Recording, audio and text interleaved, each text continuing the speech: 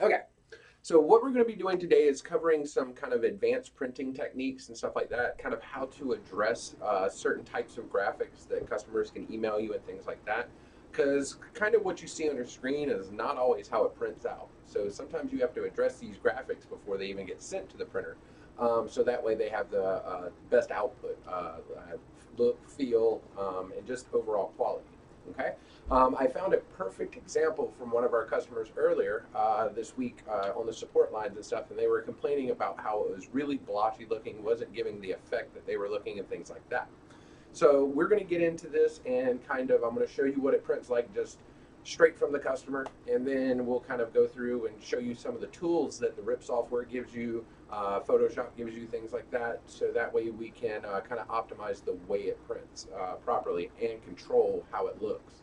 All right, so let's get into this. We're gonna be toggling back and forth between the videos and the screen share. So if at any time you lose connection or something like that, down there on your taskbar at the bottom of your computer, there is a little snowflake. It's like a little blue flower. You can click on that and it kind of reactivates the page. Okay. All right, so let's get into this. So let me switch off the camera here real quick. All right, so let's go over here to Photoshop. I'm going to show you this original image here. This was sent in. It is a PNG format. It was basically, it looks like it's a JPEG saved as a PNG format because there is no discernible layers here. All right. There is a black background with color on top of it, but it's not separated, so it's a flattened layer. Even though you save something as a PNG, does not make it an actual created as a PNG. Same thing with PSD files and stuff like that. You have to doctor these things up to kind of be able to manipulate them. All right. So let's see here. So this is just the basic design here. I've done no manipulation. So I'm going to go up here to my image, and I always like to check my image size. All right, 300 DPI is that sweet spot, but you don't really want to go below probably like 4 inches, or you won't be able to size it up inside and get non-pixelated printouts. All right, so let's see. Without doctoring anything at all, let's go into our RIP software here, and we're going to import this into our black quality cube because it does have a black background on it, and the only feature that I have in my RIP software that can handle that are in the black shirt queue. It has the not me blackout feature turned on. Okay, and we're going to kind of show how to manipulate those settings to kind of optimize your output as well. Okay, so we're going to go in here. This is more of a graphics type of queue. So I'm going to go in because I want the colors to be a little bit more saturated. That's kind of the difference between the graphics in the name of the queue versus the one without it. The one without it is more photorealistic, so it will do, doesn't do it as saturated. It's better for like skin tones, things like that, and certain images.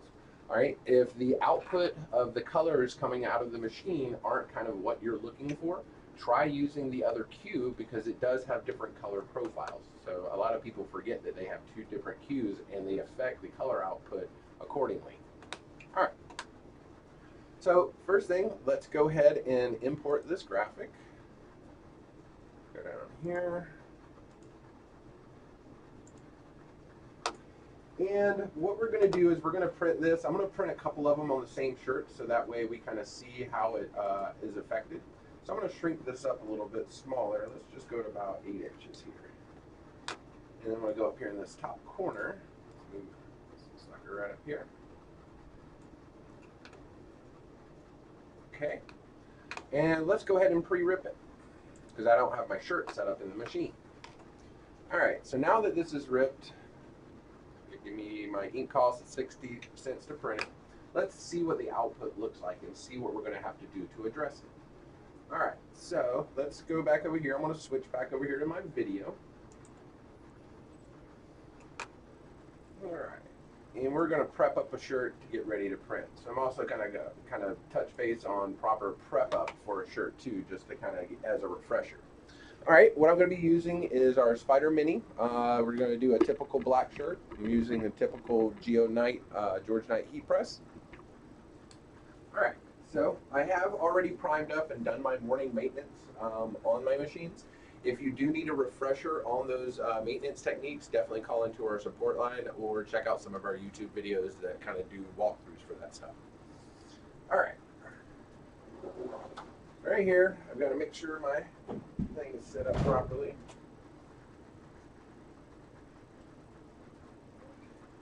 If the shirt was had a bunch of like really bad wrinkles in it, I would definitely heat press it for about 10-15 seconds just to kind of flatten it out. All right. But this one wasn't that bad, so. All right, so I'm going to go to about, since this is a really tight weave fabric and this pre-treat sits up on it pretty well, I want to do about a 5 on there. That could be, there is a gray area of how much, because you can put too much pre-treatment on something and the ink won't bond to it, and too little you'll immediately know because it will, the white ink will absorb into the shirt and it just won't be a quality print. So I'm going to go to about mid-range here. Make sure the throw covers the entire shirt.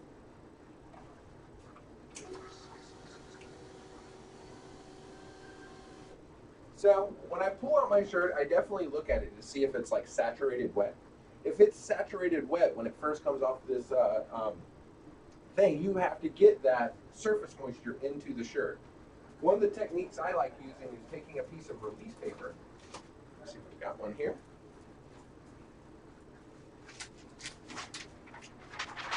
Okay, because I can actually see the surface moisture up here. Let me bring the camera over closer, so that way you can see what I'm talking about. All right, so if I look at this pretty close here, I can tell that there is a lot of pre-treat on there. All right, that surface moisture, if I would put this on the heat press right now and press it, what it would do is kind of glaze it over like a donut, because it's basically that surface moisture. You're heating it, it's flash frying it basically. So I got to get that surface moisture into the shirt and kind of let that pre-treatment diffuse. So one little technique I can do is just take a fresh piece of release paper here and just kind of smooth that pre-treat into itself. It's pushing it into the fabric, so there no longer is fuzz on there. Now I still feel that it's a little bit damp, like it's there's a little bit of shininess to it. If I rubbed across that, it would probably leave fingerprints and stuff. So I'll definitely have to hover the heat press a little bit before I press it, or it will have like the shiny areas that have a little bit of excessive pre-treat on there. All right, but you can definitely see that it's just gotten a little bit darker, so it doesn't look shiny wet. It doesn't look all fuzzy. All right, so let's go back over here to the heat press. Let's see what we got here. So the little hover technique is basically you put it up on the heat press and you want to close the clamshell but not all the way. The cool thing about these auto-release Geonites is they have this little bar right up here on the top that hangs down from the magnet. All right, it connects to the magnet so that way it can hover above the shirt without touching it. So I just go down and connect that.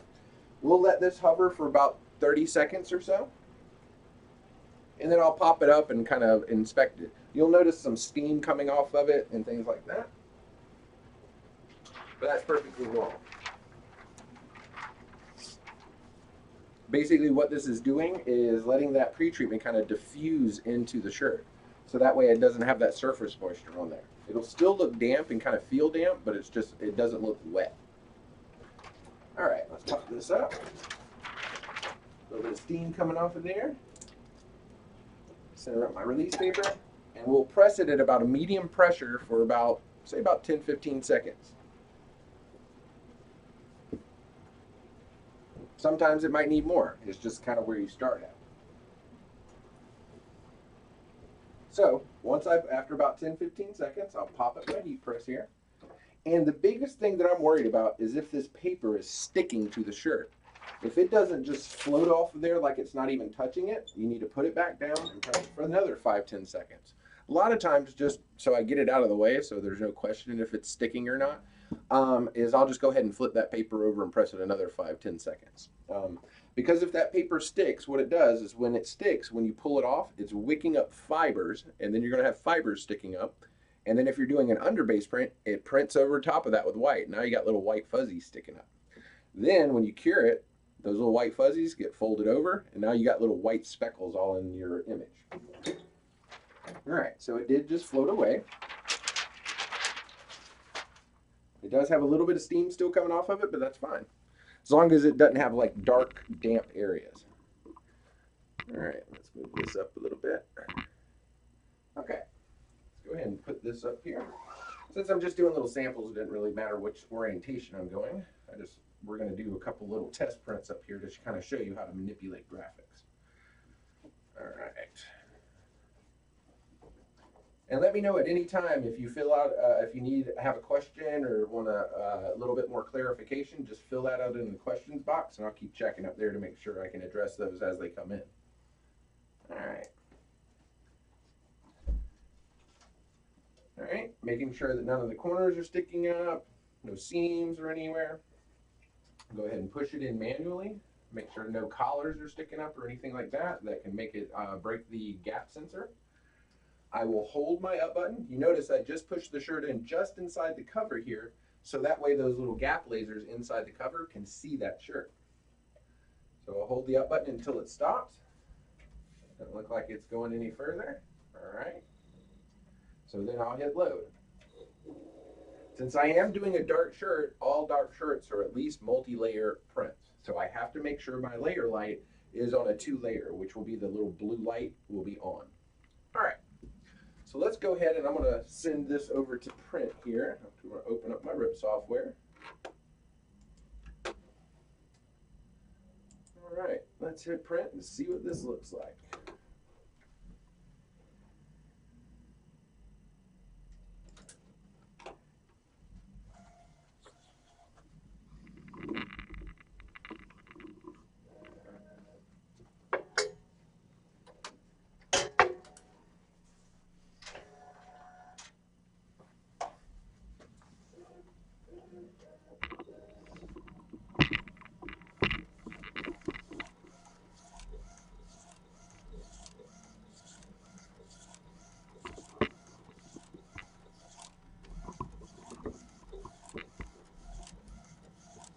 So what it's doing is printing that gradient blue behind the word behold.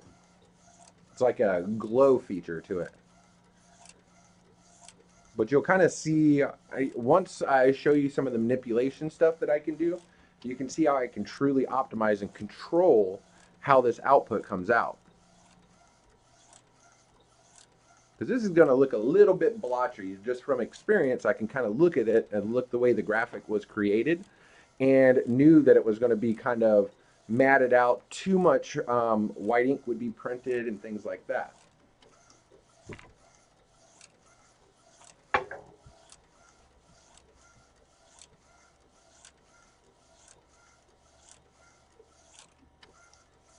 Yes, I had a question about a customer said that they have CorelDRAW X6 and the original Viper. CorelDRAW is a vector-based program versus Photoshop, which is a raster-based program. So it's not really made to play with JPEGs, bitmaps, PNGs, those are PSD files. You would have to recreate the logo and give it your own effects.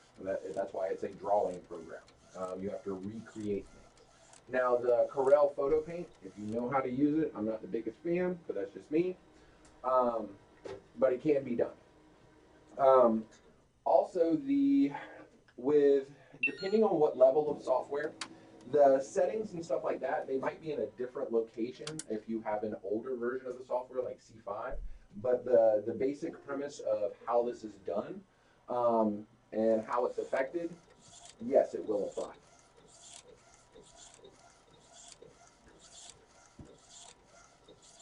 Now, if you're interested in actually upgrading to C6 to get some of these new features, then definitely just contact your salesperson or one of the people at the support line, and we can definitely get you hooked up.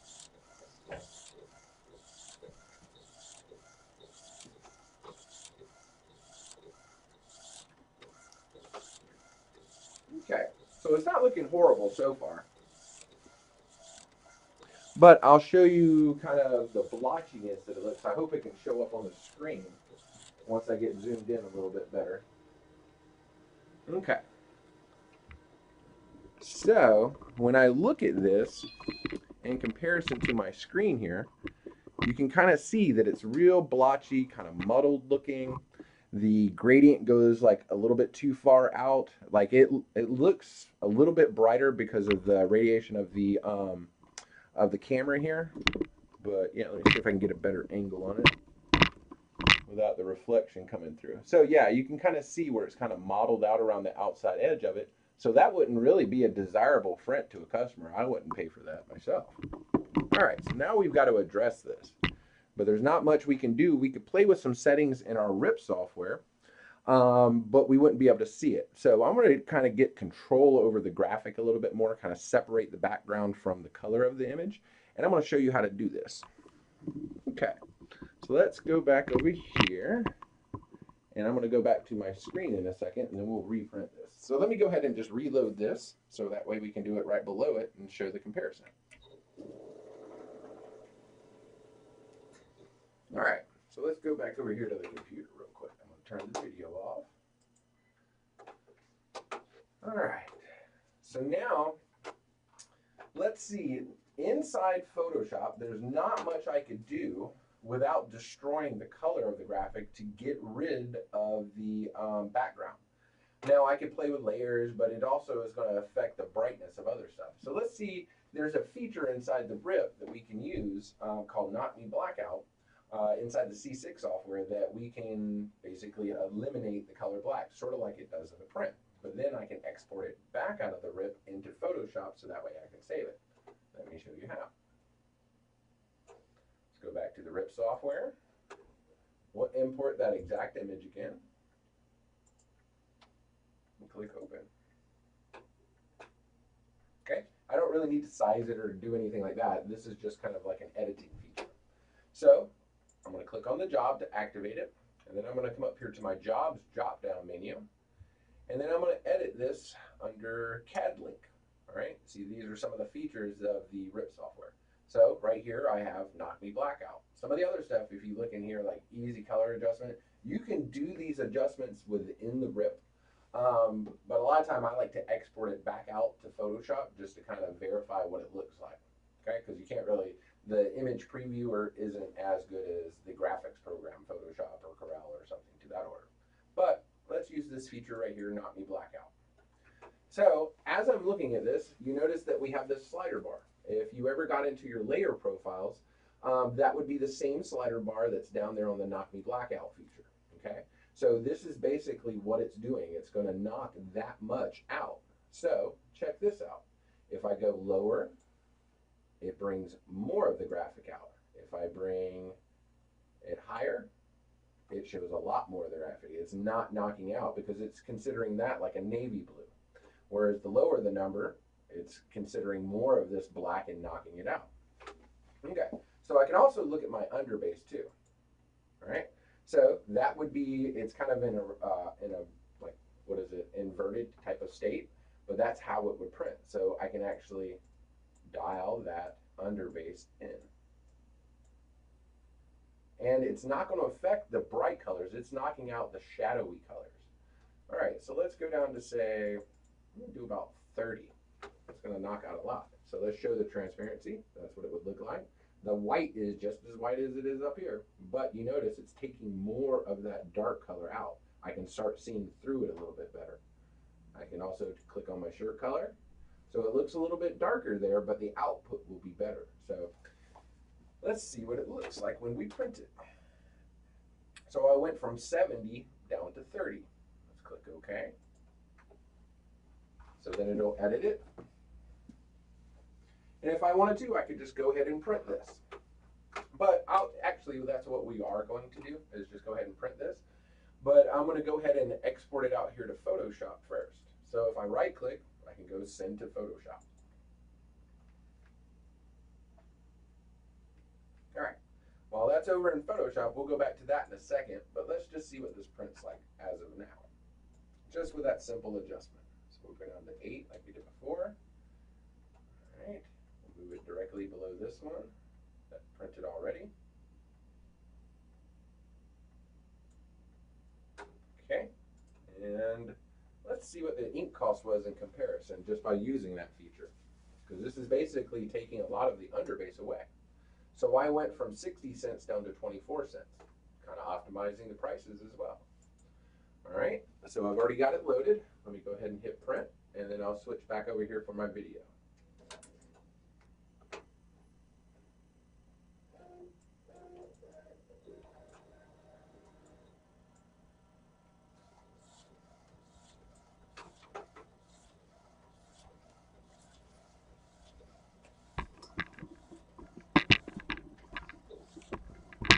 See how this is looking in here.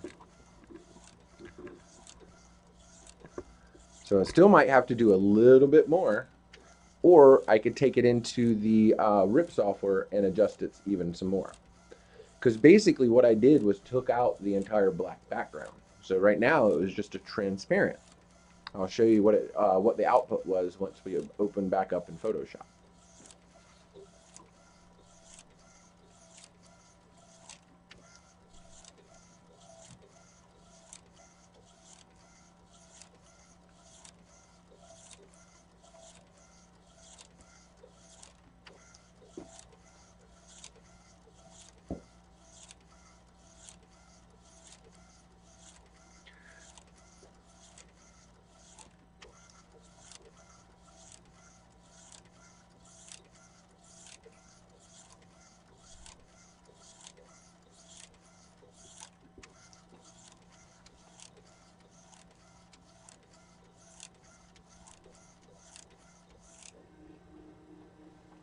All right, underbase isn't horrible. Still looks a little bit too far out from the image, so we'll see what the color looks like once it goes on.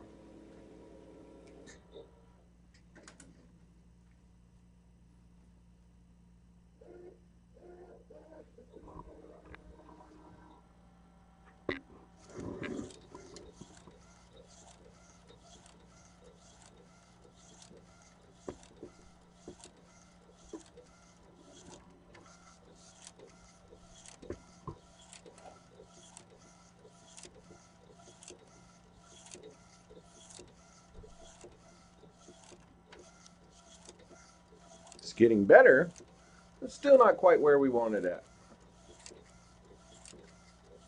And also I'm being a little nitpicky too, so, but why not?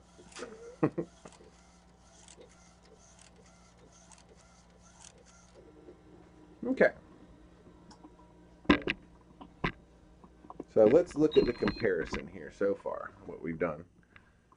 All right, so we've definitely brought that white in, okay? And we've also kind of taken out that really wet look right up in here so it kind of models itself. But yeah, it's looking a lot better. But let's see if we can do some more manipulation and make it even more. All right, so we'll come back over here. Let's go back over here and take a look at Photoshop now. Okay. So we exported that in. So this was the actual output file that we printed right then and there. All right. So let me show you a little technique to kind of, you don't really notice the gradient, like where the color is up in here. Let me show you a little technique to kind of give you a visualization of it. So if I go on my FX key and add a stroke, you'll notice, let's see, let's make it into a weird color. Let's make it red or pink. There we go. And then as I make that stroke bigger, you'll see it kind of encapsulate where that smoke is. All right, so it's not too bad there. Okay. So that would tell me if I missed something up in this area or something to that order if I added the stroke to it. So we'll do an outside stroke. How about that? So there's that's where everything is right now. Okay, so I could either manually erase it, which I don't really have that much control over it, but I can also make it tone out a little bit better by putting it back onto a black background. But now I can play with just the image to play with the contrast and brightness of it. So let's just go ahead and hit cancel here. We don't need an actual stroke. I like to add a background this way by going up here to, I click on my masking and just go up here to solid color. I'm going to use black. Click OK. And then I'll just drag this layer, my color fill, right below the color, and there's my image there. Okay?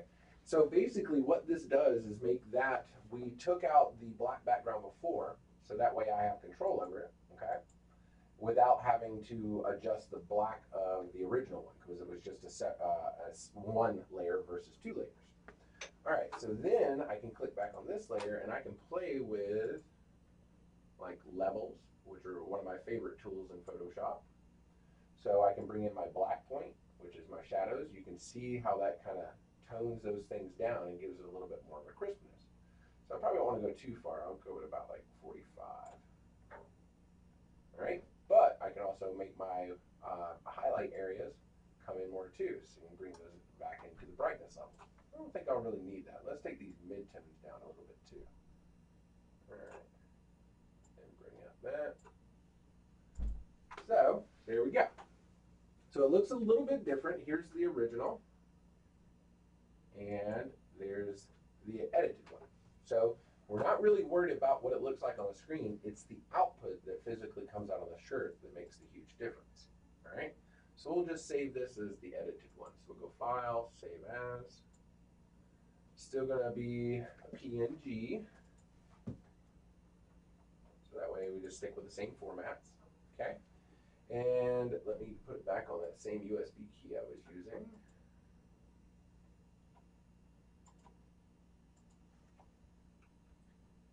And we'll put Edit 1 behind it. Save.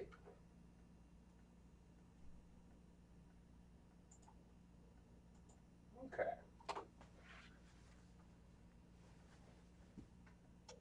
Once that finishes saving,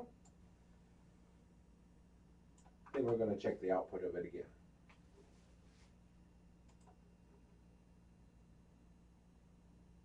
Okay, so now we go back to our RIP software.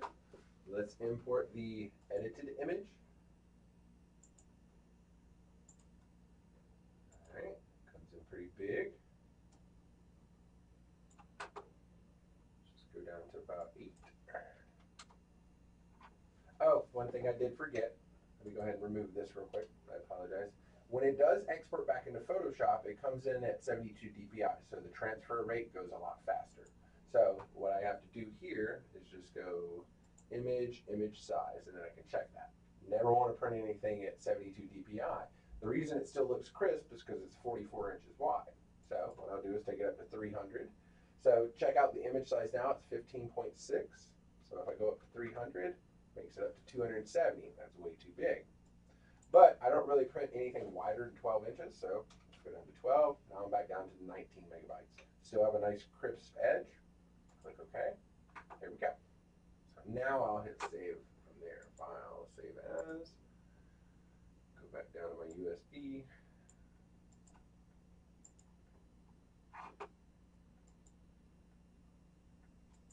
Let's save over top of this one. Yes. Okay. Once that finishes saving, then I can go back over here to my RIP and bring that job in.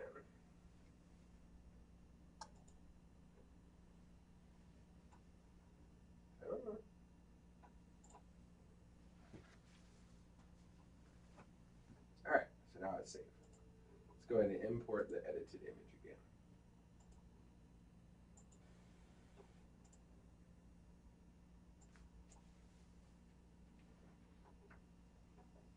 Make that 8. Let's see if we can squeeze this down here in the bottom now. All right, let's go ahead and pre-rip it because I don't have the shirt loaded. Whoops, I clicked on the wrong one here. There we go. So now I'm back up to 25 cents. Let's see what this does now. All right, so let me switch back over here to the camera. I'll go ahead and load my shirt back up. And then I will hit print.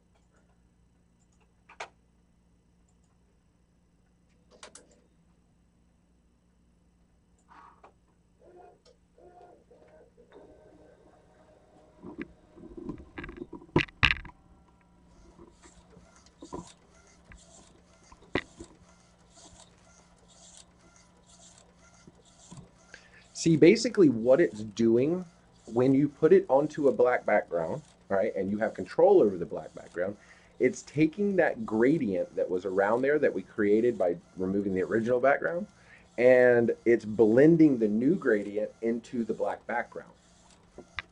So it definitely doesn't have that big washed out look that it had before, like that big kind of gradiating or radiating underbase underneath it.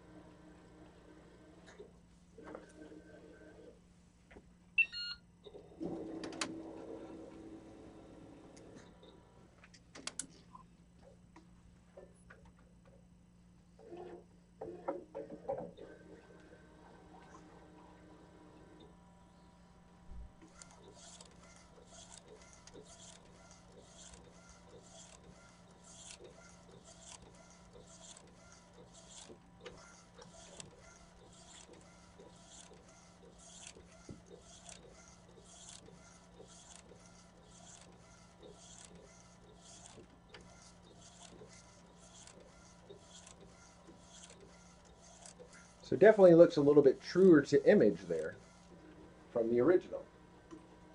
So let's see if we can take a look here. All right. So definitely reduce that glow around that way up underneath it. Okay.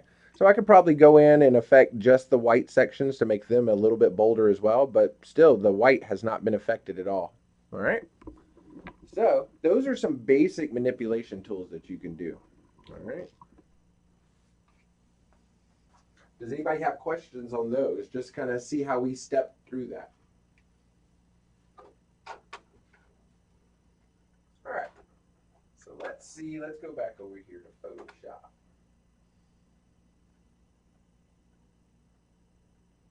Okay, let me get rid of the camera.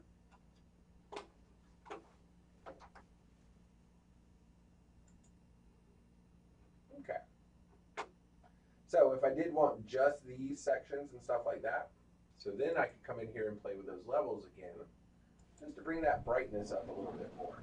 So I can just take this, slide that up. You see how those sections get brighter, but I can also make my midtones get darker, so it still doesn't take doesn't wash that out again when I made those adjustments. So bring that in a little bit more, and bring that in a little bit more. That might be too much though. Let's see. Sometimes you just kind of have to play around with it to get it to the point where you want it at.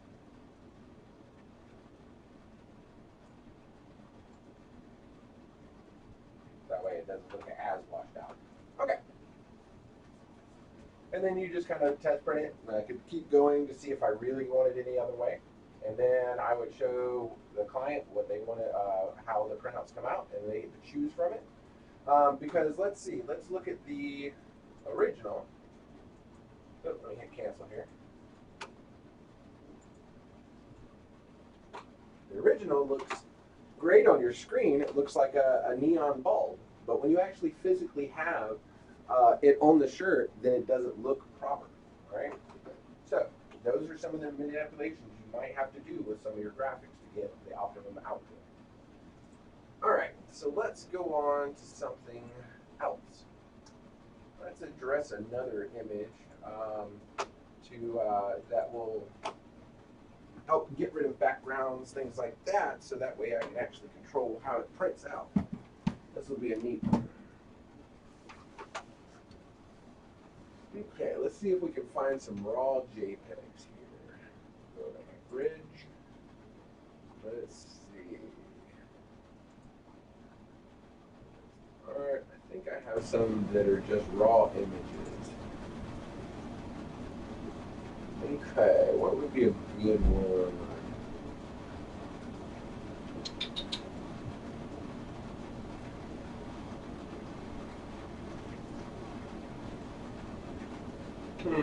Let's go to something. Adobe art, sample art.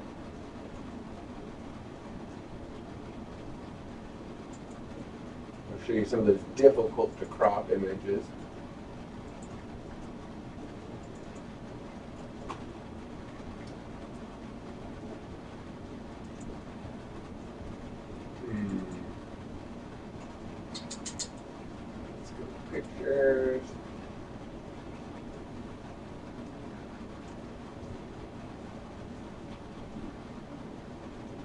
see, what does this look like?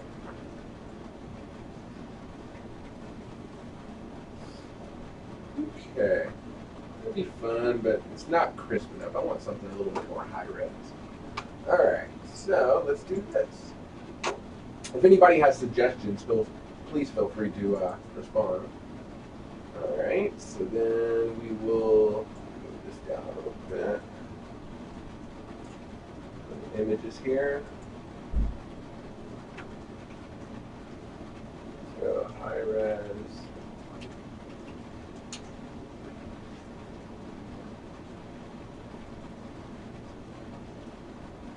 Let's go wallpaper.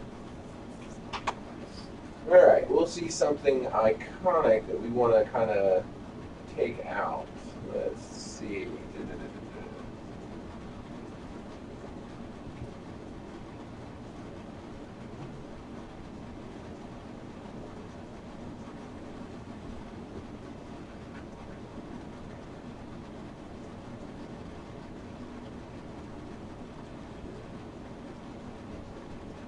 Already done that frog before. Alright, let's. Hope that doesn't make anybody dizzy. Okay, let's go high res animal wallpaper. Search. And we'll do search tools and large. I always do this for any time I search online because I want the bigger file. All right, so let's see if we can find something that will be fun to crop out.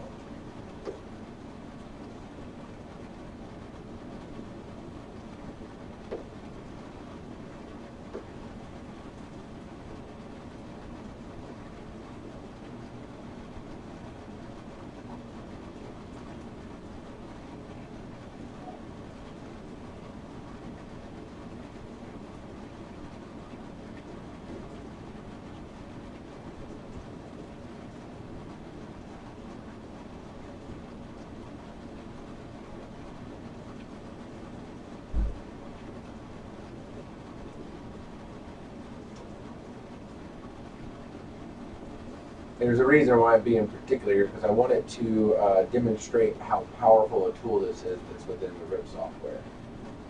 All right, so please bear with me.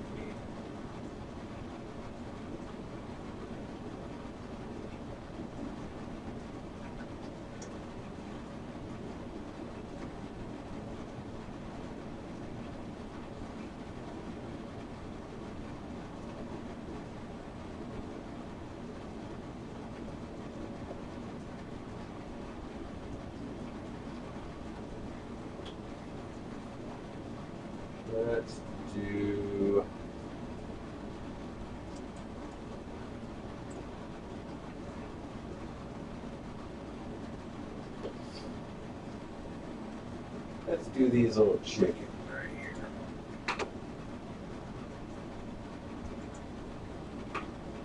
So, one of the aspects that you have to look at here, and what I'm trying to point out, is to how would I be able to get this background away from this, but not destroy the image's edges, like the hairs and things like that. All right, so let's save this image. Oops. Save image as, and we'll say chicks. All right, and then we'll put that in pictures will be fine. Okay. So now that we have that, let me reduce this down. Let's see what it looks like in Photoshop.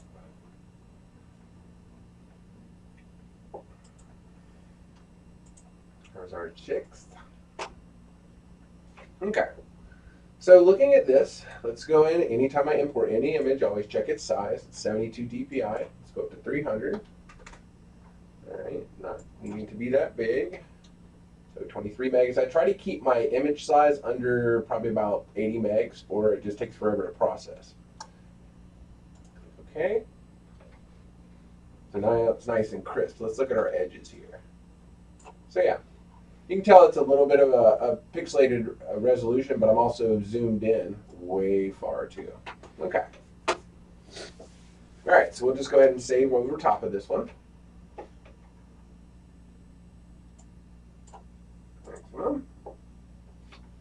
So now let's go back over here to the RIP software, and I'm going to show you without even, because if I tried to crop here, it's always going to take away these little hairs. I can't get into the eraser inside each one of these little pixels here. It would just take way too much time.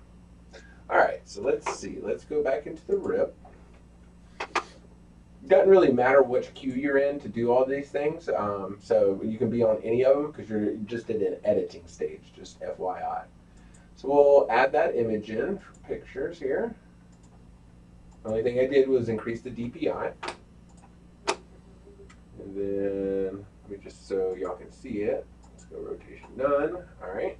So then to get to this, it's a feature called Fluid Mask. All right, Fluid Mask is one of the best cropping programs I've ever seen. You can actually buy the full loaded version of it that gives you more tools and things like that, but we do include the basic version here within the RIP software.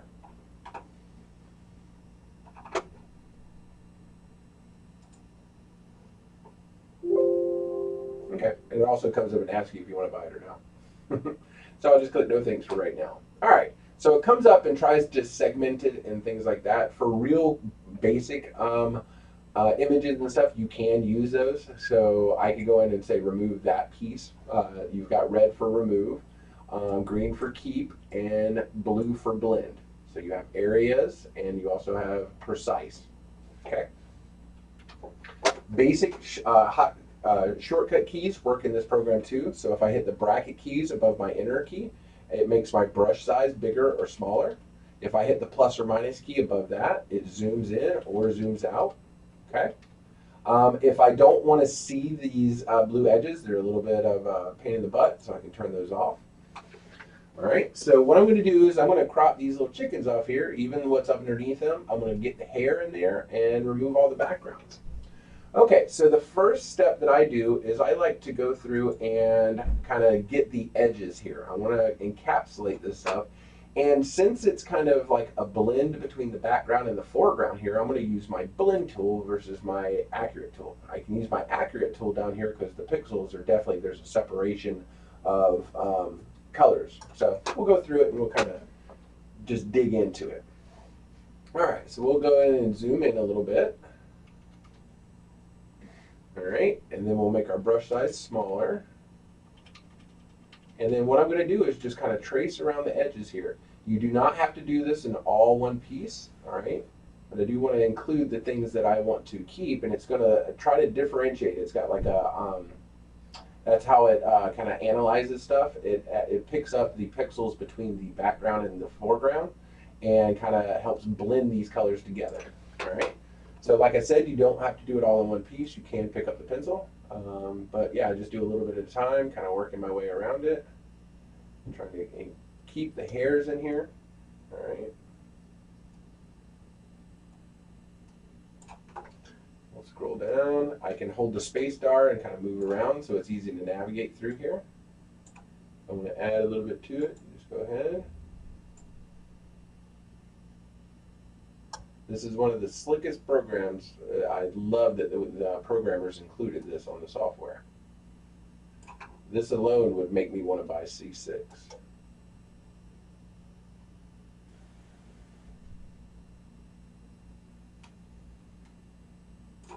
I'm going to make that brush smaller so it's not picking up too much of the background.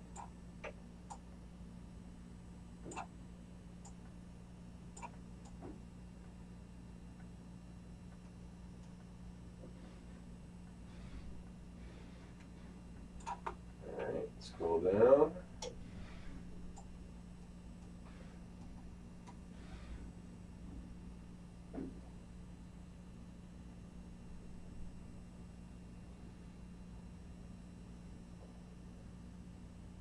All right.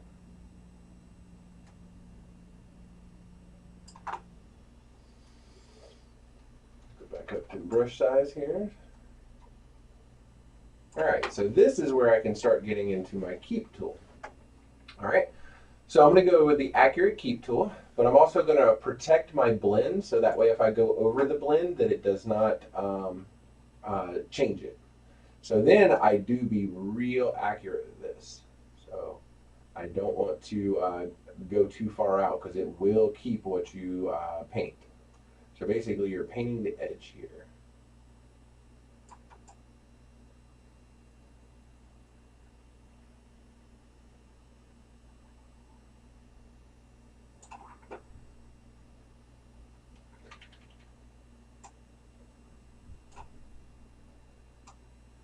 You know, a little tablet or something like that where you have like a pen.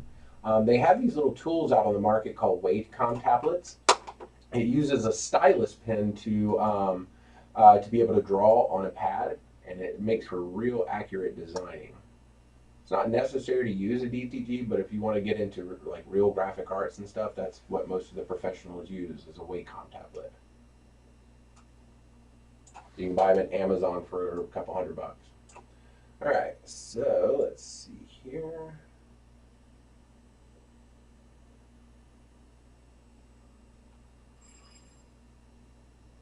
All right. So then I'm also encapsulating the this little hole right there because I don't want that to be printed.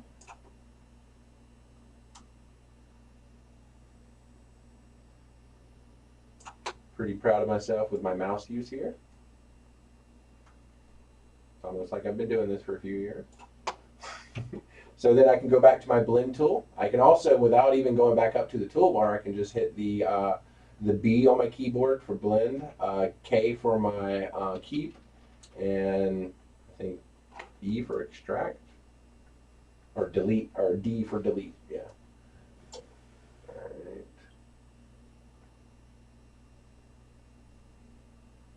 So this is more of the fuzzy chick right there, so that's why I went with the blend tool. Same with here. All right, we'll go back to keep.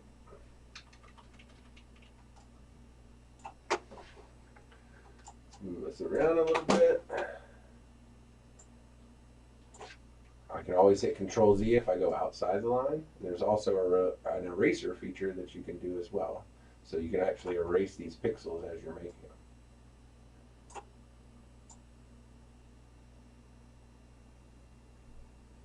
But once you see the result, it makes a huge job.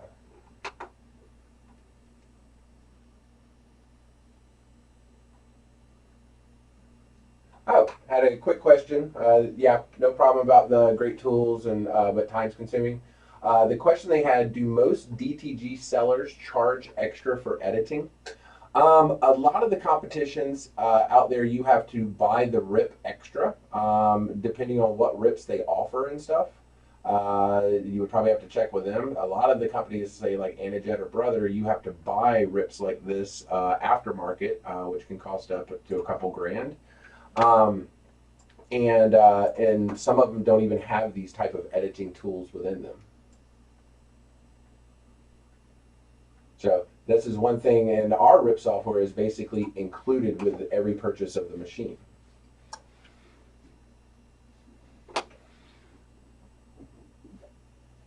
Oh, okay. So somebody that's basically trying to, they were saying, talking about sellers like me was the follow-up question on that.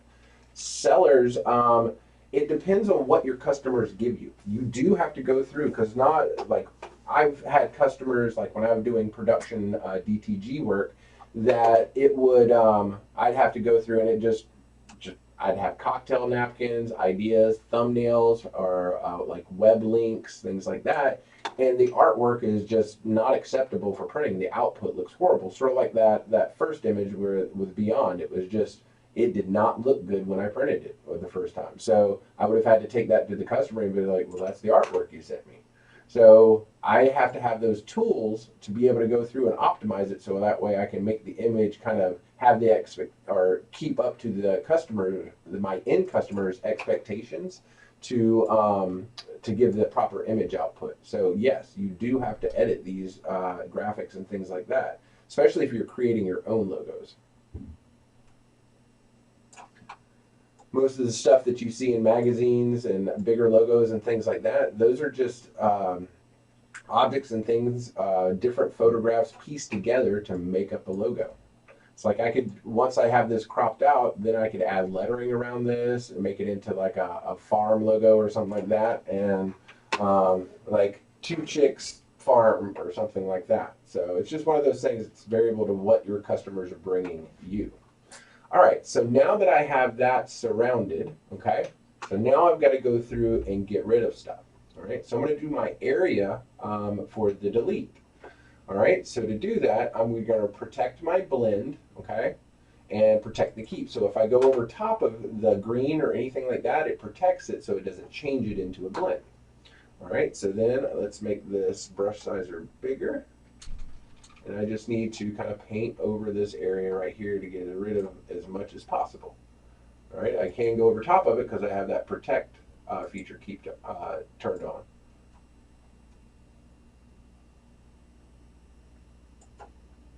All right, got to get all the little holes and stuff.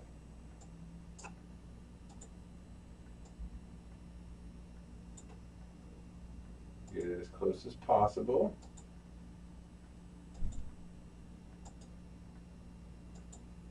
Oops, Control Z, I went a little bit inside there. All right, so let's zoom in a little bit. So I got to get these little areas that are in between. All right.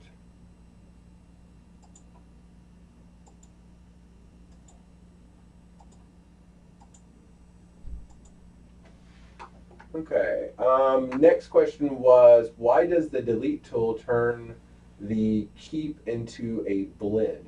Well, it's blending that edge, all right? So right at that keep, there's just a small threshold. You can actually go in and play with the strengths and the sizes and stuff like that, how many pixels it does. A lot of these things, there are tutorials of how to, for more of the advanced features of this program here. On YouTube. So you can look up fluid mask tutorials on YouTube and it'll give you a whole bunch of different videos. Okay. And I'm doing this like a quick, fast way. I mean, I could sit there and go really into detail, like get real zoomed in by the pixel. It just depends on how much time you want to kind of put into it. Okay, so I think, oh, got one this little spot right here. All right, so let's kind of see where we're at now. Let's go back out. And when I'm ready, oh, I got to do the auto fill for the keep. All right, so then I can go over to image, auto fill keep. It keeps everything that I did not paint already. Oops, that means I got to get rid of these, so I can get rid of the blend here. Go to delete, because I got to get rid of these spots over here.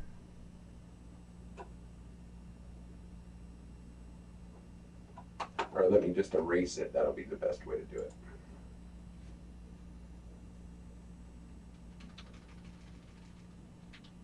So I just paint over that edge right there. That's gone. So then I go to delete, protect, keep, and blend. And then just make the brush bigger. All right, so now that's gone. Okay, so let's see what we're working with. So once I hit the feature there, so that's my blend. As you can see, it still has the little hairs up top and things like that. Pretty sweet. So now all we do is go File, Save and Apply. Takes my original image and does the editing to it.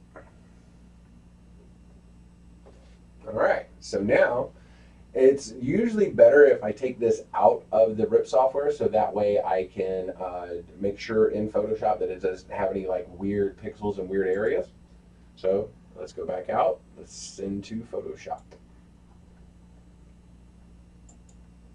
All right, so there's the image that I cropped out right there. It's a pretty good little background. All right, so let's see what it looks like on a dark background. I'm going to go back to a solid color here. Put it on a black background. Okay, and then drag that color fill below the layer. So it's a pretty good crop job, if I must say so. And that took it all of maybe 5-10 minutes to do. All right, so then I could add like words going across it, things like that, so that way, or anything that I want to do and use this in any type of graphic. But like I was telling you, to find those weird pixels that it might be out in left field, use the technique of using a stroke with a weird color. And then just delete the stroke afterwards. So we'll make like a red stroke. Then we'll do it as an outside stroke.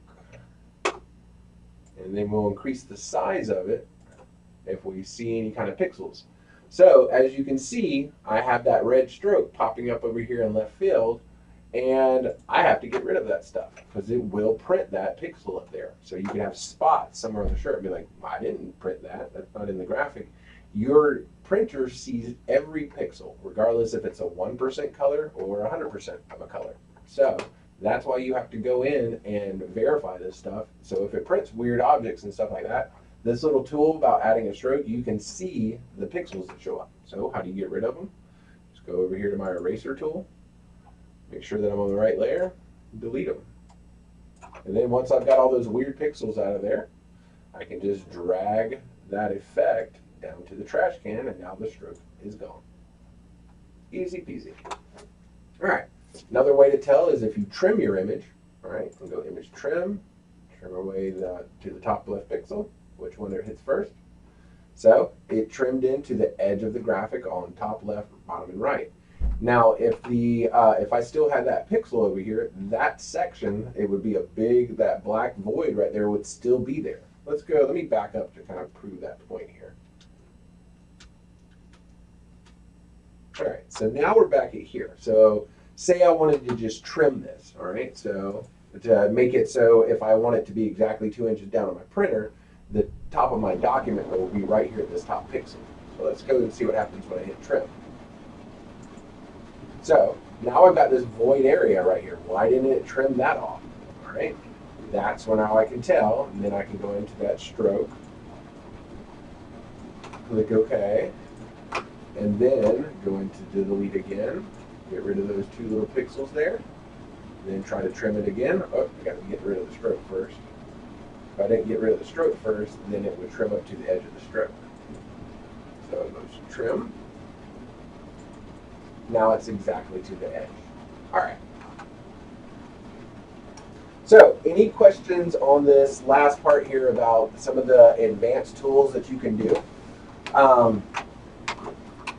If not, I hope this was definitely informative. It's just showing some advanced tools that the RIP software gives you.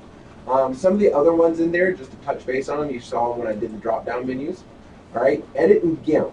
All right, GIMP stands for Graphic Image Manipulation Program. It's basically like a freeware of Photoshop. So if you don't have Photoshop, there are some tutorials on YouTube as well of how to use GIMP. It's a little bit different. They have buttons in different places, but a lot of the same tools that are in Photoshop are also in GIMP. This is also included for free with the RIP software. All right, you won't be able to click on it until you actually have an image inside there. Fluid mask is the one that we just used. Super size is basically you can take a low-res image and increase its resolution, all right, without having Photoshop. Send to Photoshop, that's if you have Photoshop. Undo, plugin effect, self-explanatory. All right, then you have the Knock Me Black Out, which we used earlier, which knocks out the black background. Knock Me Color Out, you can click on any part of the image background and it will delete that particular color. You can use this a couple of times. Remember the feature where you can export out, so you can delete one color out of the background, export it out to Photoshop, and then save it, re-import it into the RIP, and then delete another color out if you want. Transparency, opacity, these are for like low res images. It kind of fades in it's like almost like a choke feature. It kind of fades in the edges, so if you were trying to delete a background and it still had a little bit of the white pixelization, you weren't able to delete it all. So you could actually fade that edge in a little bit. Easy color adjustments are like saturation, brightness, and contrast. Some of these others are like clean up black. That's basically, it's like using levels in Photoshop, all right? This would be increasing that shadow point to make that background a lot darker, the black parts of it. And same thing with the clean up white. It would make the white parts whiter. Contrast, increase saturation, make darker, make lighter, transparent pixels, 50, and it's just playing around with these things to see how it works. This is noise shampoo. So you have a really low res image that's kind of pixelized. This kind of vectorizes it without actually turning it into a vector. It just kind of smooths those things out. If you've ever done some advanced like editing, like photo editing and stuff, there is features in Photoshop called Gaussian blur. All right, so it basically, if you have a real kind of grainy, pixelated image, it gives a little bit of a blur to make it smoother looking. But sometimes it can mess with the actual image itself too. But like I said, the more you learn about how to manipulate graphics and things like this, the better you will be able to use your printer. Because at the end of the day, the printer only prints what you send it. So if you send it a bad image, it's going to print it out amazingly bad. If you send it a good image, it's going to print it out amazing. All right, so I hope this has definitely been informative. If you have any further questions or need further explanation, don't hesitate to create a support ticket on our website, or call into our front desk and talk to our lovely receptionist, Darla, and she will get you squared away and point you to the right people. Yeah, we can go from there. Hopefully, this gives you better tools to just be better DTG users. So, I will see you next time at the next Tech Talk, and we will go from there. Hope you all have a wonderful day.